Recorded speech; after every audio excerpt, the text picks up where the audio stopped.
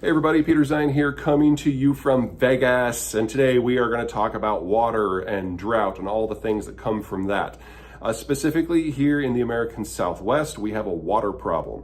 Now, for those of you who know your paleontological history, that's a mouthful, you will know that the Southwest has a history of mass extinction and civilizational breakdown events that have on time descended into cannibalism. The issue is the terrain. It's an arid area with a lot of elevation, and that means that most of its water comes from orographic precipitation, which is a fancy term that says that when you get moisture moving across a landscape, if it hits an elevation center, a mountain, it will rise. And if the temperature at the higher elevations is cold enough, the water will condense into vapor, form clouds, and then rain. And most of the rainfall that hits the American Southwest has that sort of origin. The problem with orographic precipitation, though, is it's fickle, and oftentimes you will not get enough cold temperatures at elevation or not sufficiently humid air currents in order to generate the moisture in the first place. So rivers literally come and go, and that has caused the collapse of civilizational systems as you get mega droughts from time to time to time. We are in one of those periods now, so that's problem one. Problem two. When the American Southwest realized that they had limited amounts of water, the states, back in the 1920s, 1922 I think, set up a legal structure called the Colorado River Compact, in which they agreed to share the water. The problem was that the year that they used to evaluate how much water they had to share was one of the wettest years on record. So we've known for decades that in time, the volumes that were written out in the treaty just weren't going to be there. In addition, this is all heavily litigated and legalized, all written down in law and at the federal level. It's an issue of senior water rights. So the urban centers that existed at the time of the treaty in 1922 have priority. And anyone who has built infrastructure since then to tap into the waterway network is at a lower priority. So if you were an urban center in 1922, you have senior water rights, and everyone else who is added in is lower and lower and lower and lower until if you were at the very bottom in, say, the 70s, when your system was built, you're at the very, very bottom. The first state mentioned in the compact is the one that had the highest population then and now, and that's California. But Los Angeles has 15 million people.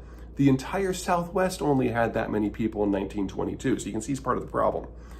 The last state to build out its infrastructure to tap the waterway network was Arizona. It only finished the Central Arizona project in the late 60s and into the 70s. So they're at the very bottom. And when there was a dispute over water a few years ago, Arizona and California ended up in court, and the Supreme Court ruled very, very clearly that California has senior water rights and Arizona is at the bottom of the stack of junior water rights, which means that Arizona water demand can go to zero before California has to cut at all. And with that ruling in California's back pocket, California has simply refused to engage in negotiations with the other states of the Colorado River Basin. So we even had a deal last year where all of the other states got together and agreed to slash their demand if in exchange California would make a moderate decline. And California refused. The California position officially is you all go to zero and die, and we will just keep having our golf courses. So the debate now among the other states, especially the upstream states, is about just walking away from the compact completely. Now this would lead to California suing them in a court case that they would probably lose, but that would take years because it would get tied up in court. And in the meantime, California would go completely dry, and Southern California gets roughly a third of their water from the Colorado River. So massive economic dislocation. Now, aside from the whole human tragedy of this, why does this matter? Well, let me give you 3 reasons. Number one, the world is deglobalizing, and the United States is discovering if it still wants stuff, it needs to build out its own industrial plant. So there is a competition among the states right now about where that stuff will go.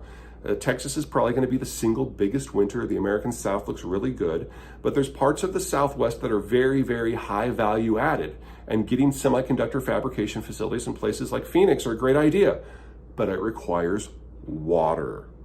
In addition, we need to reshore especially the electronic supply chain system, and the Southwest is probably the best part of the country for that for labor reasons. In order to do manufacturing of electronics, you need a differentiated workforce with a lot of different price points. That means the person who does the lens for the camera is not the person who does the memory board, is not the person who does the plastic molding, is not the person who does the assembly. These are all different skill sets. They all have different price points for the labor. And so you need multiple skill sets, multiple price points, multiple labor forces in relatively close proximity.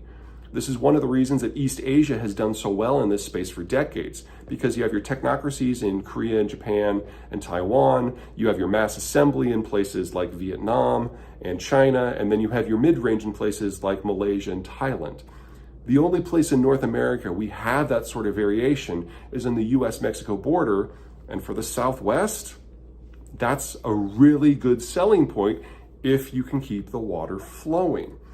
And another big reason is agriculture. Now, one of the big problems, one of the reasons why the Southwest is in this problem is that they are growing a lot of food in the desert. And, if you look at that on its surface, you got to wonder if that was a very good idea in the first place. And the answer is no, it was not a very good idea in the first place. But it is now part of our food security system. And so places like Yuma, Arizona, which are about as far south in the country as you can get all of their water from these water courses that are governed by the compact. And if Colorado just walks away, then in the winter, we're talking about losing a quarter to a third of most of our fresh vegetables because it's got the perfect climate for it if you got the water. Now, unlike, say, interior Washington, where you've got the Columbia River, which is the continent's biggest water flow by volume, and you take water from that for, say, the Yakima and the Walla Walla and the Benson systems, it's not a big deal. But you can't do that at scale over time in a watershed like we have in the Southwest. And so we're talking about losing a significant amount of food production that is important not just locally and regionally, but across the national system. Now, California, don't get too smug. The Central Valley is facing this exact same problem, and you can't blame that one on anyone upstate. That is your homegrown ecological and agricultural crisis. That's a problem for another day. And then third, taxes. One of the things that we've seen in the last few years is Americans are moving in a way that they haven't in quite some time. The baby boomers want to move someplace where it's warmer. The millennials want to move someplace that has more elbow room, where it's cheaper to expand the cities and therefore they can afford yards. And not a lot of people want to be dependent on mass transport because they're afraid of diseases. Well, the American Southwest scratches all of those itches, and it has been the fastest growing part of the country from in-migration in the country now for roughly 50 years, and all else being equal, there's not a lot of reason to expect that to change, unless there's a persistent water crisis. Now, the good news is there are a lot of things that America can do in order to get by a lot better. You remove a lot of the water-intensive agriculture from the region. You make things like golf courses go away. You don't have fountains in Phoenix, for example. And you just manage your water resources with the best technologies of the 13th century. We can probably have a population increase of 50% without a problem. But above all, the Colorado Compact has to be renegotiated for a more realistic environment. And since California will not choose to do that willingly, they are going to have to be forced, which means either we do have a crisis first triggered by the upstream states, or Congress steps in and abrogates the pact and imposes a replacement. This is going to be an ugly, ugly political issue for the next few years that is absolutely unavoidable, but is absolutely critical if the United States in general, and this region in specific, is going to take advantage of the demographic and geopolitical shifts that are racking our world right now. This region should be one of the biggest beneficiaries of the changes going on, but they have to be able to get the water situation right. All right, that's it from me. See you guys next time.